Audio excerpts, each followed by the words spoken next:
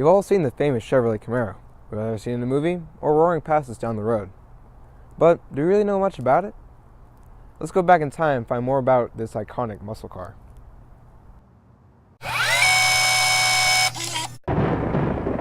Mustang. In response to the Ford releasing the Mustang in 1964, Chevrolet designed and built the first ever Camaro. Chevrolet codenamed the project Panther while the car was being designed and built. Then in 1966, Chevrolet placed a record for the biggest phone call ever. Chevrolet General Manager Pete Estes announced the Camaro on a 14-city conference call with the press. He simply said, "The Panther is dead, long live the Camaro," and just hangs up. Now for announcing a car to rival Ford's Mustang, that's pretty bold. And when the press asked Estes what the name Camaro meant, he stated, "It's a small vicious animal that eats Mustangs." This guy's just out of his mind, like to threaten Ford's #1 car, a car that created its own class, just seems like the most bizarre move ever. Anyway, the first edition Camaro was released in 1967 and represented everything that was aggressive about Chevrolet. It had a set-in grille, innovative front and rear fenders, and was available with a 6.5-liter V8. With a Super Sport, Rally, and a Z28 package, the Camaro from its beginning has been associated with performance. The Camaro was an effort to compete with Ford's Mustang, but Ford soon caught word of the Camaro and redesigned the Mustang to receive a bigger engine like the Camaro. Even in its first year, the Camaro, an awesome and impressive car, was playing catch-up to the Mustang. The second generation Camaro came out 3 short years later to again compete with the Mustang.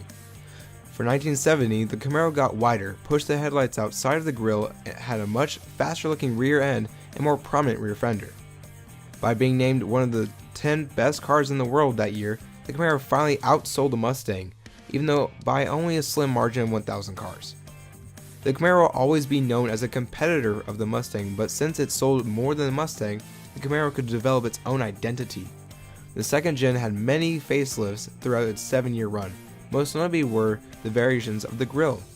As years went on, the Camaro kept getting more Camaro-y. The third generation Camaro rolled out for the 1982 model year.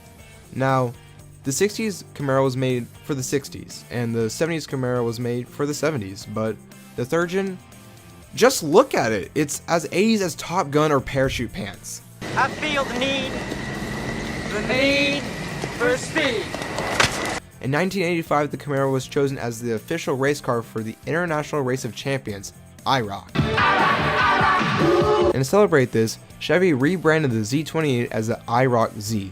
The 20th anniversary commemorative edition was offered in 1987, as well as the 25th anniversary heritage package in 1992. The 4th generation Camaro debuted in 1993 on an updated F-body platform. It retained the same characteristics since its introduction in 1967. A 2-door body with 2+2 seating and an optional T-top roof or convertible. And in 1998, the 5.7-liter LS1 was the first all-aluminum engine offered in a Camaro since 1969, and this one made 325 horsepower. The Camaro was still pushing its aggressive reputation, but after 2002, the production of the F-body platform was discontinued because of slowing sales. And at last, the Mustang was finally free to roam the streets without fear of being hunted by a Camaro. Until Chevy released a new Camaro concept in blockbuster hit Transformers in 2007. In 2010, after an 8-year silence, a totally redesigned, retro-inspired, brand new Camaro made its return to the spotlight. It was finally Ford's turn to play catch-up. The 2010 Camaro SS had about 100 more horsepower than the Mustang GT. The car looked amazing, it looked new, and it was diligent in its design and called back to its 1967 predecessor. It handled better than ever and could outpace the Mustang on any street or track.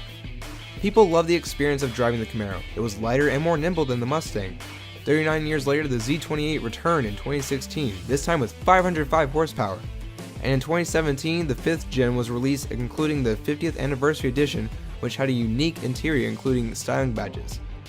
It's 200 pounds lighter than the 5th gen, and the 2018 Z01 drops about 60 more pounds. Added to the optional 650 horsepower, it's a small, vicious animal that devours Mustangs.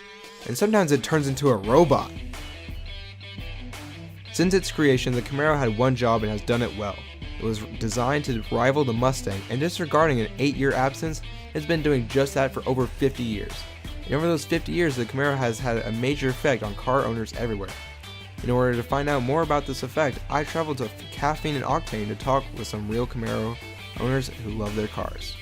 What makes the Camaro so special is it's the best all-around car out here, I believe. Speed-wise, track-wise, it's well-rounded amongst all the different, the Mustangs, the Challengers, I like the heritage of the Camaro, how long it's been around, what's evolved from. It's a muscle car yet a sports car, and I just like the performance and the handling of it. The Camaro is so special because it captures the heartbeat of America. That's what Chevy has been about since day one. 1967 brought the Camaro out, 69 brought the ZL1, and then in 2012 they brought back the ZL1 with the Gen 5 Camaro, and then with this second rendition of the ZL1, I think they did the best job. They captured, for the first time in a Camaro, they captured a good interior. I think they kind of fell off on that in later years, but whatever. That's what makes this car so special to me. Is it really, because not only does it really capture the ZL1 embodiment from the 1960s, but it also kind of, for me, brings back the iroc-z from the 90s. Just the gusto that it has, the power, just. The motor modifications, I've done several modifications aftermarket, but the track package, it's a pretty track-ready car from the get-go. Most of it I did. My lights are done by Luminex Lighting. I have some ZL1 add-ons. I also, all the interior, the painting of the engine bay, all that's custom done by myself and my wife, the vinyl, and all Family First custom creations. That's what we do. When they brought back the classic look in the Camaro in 2012, really in 2010, and then brought back the ZL1, and they're talking about bringing the iroc again. As soon as I saw it hit the market, it just stood out to me above anything else. I've always loved Chevy to begin with, but something about what they did with this Camaro is just completely special to me. And always has been. Always has been. The Camaro has evolved from first gen to sixth gen tremendously. I know with the tech-wise, it's kept that same muscle car look, feel, and power. With the LT1 engine that's in the sixth gen now, it's unbelievably fast to me. The way, once you take off all the nannies, you take off the traction control and the stability track, you really feel, okay, yeah, this is a muscle car. So if you forget and think you're in a sports car, it's fast, zip, zip, but there is power in this car, and that's what I love about it. They maintain that.